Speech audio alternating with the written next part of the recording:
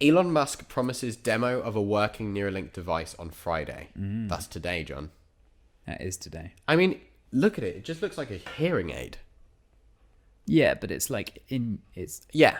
Yeah. Yeah, so basically they cut your head open, and with a laser, they put metal rods into your brain. Yeah. And then they feed those to a little wireless patch that goes behind your ear, and then you get given this hearing aid thing that magnetically attaches through the skin, so you can always disconnect. Yeah. And then that provides power as well as connecting to your smartphone, which provides compute power. Yeah.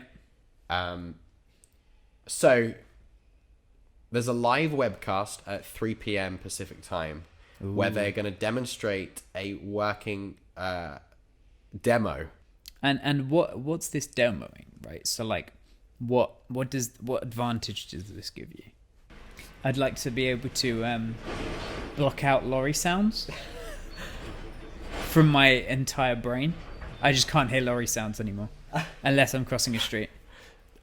The Neuralink system has there's like reality, and then there's where it could be. Yes. And reality is that it's probably going to help people with things like motor neuron disease, memory loss, things like that. That's the initial thing. It's also going to help restore people's ability to walk.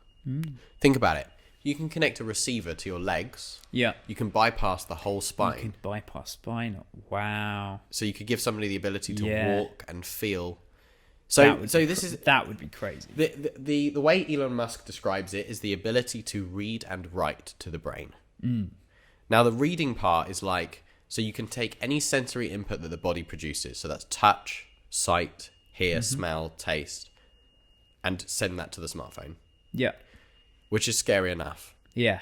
And you can do things like back up your memory. If you imagine you're losing a memory, you could back up your memory on a device or in the cloud. Yeah. And then you could watch it back like you were watching a film. Yeah, that would There's no memory loss. insane. It would be high fidelity as you saw it in that day. You'd believe that you were there. That then brings us to writing to your brain, to taking input from your smartphone into your brain. Yeah. And then we're talking, you can have basically access to the internet by thinking. Means you have unlimited knowledge. We kind of already have this. We have our smartphones, I suppose. Yeah. You kind of already have. It's just, you're just increasing the bandwidth, right? That's it. So like, instead of having words, it's like having a straw and then you've just got a big sippy cup. You know, like that thing is like a big old sippy cup instead of drinking through a straw. That's basically in, like, it. bandwidth. Yeah. You're increasing the amount of information that your brain can process by widening the door of, rather than just your eyes and ears processing input, it's just direct to your brain. Yeah. And I quite like the philosophy behind it. Like, where does it end? What about AWS distributed brain power? You know, like how we upload code to Go on, and then you the start cloud? getting ads. Yeah. You start Like, getting ads. Yeah, you start getting ads that you have to watch because they're in your brain. Yeah. But what about like, say you have all of these people's brains, which are really powerful computers, connected as a mesh.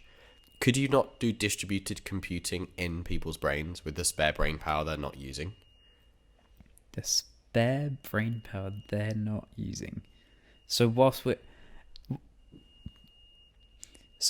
all asleep. Exactly. Whilst we're all asleep, we don't dream anymore. You're We don't dream anymore. We are but counting sheep.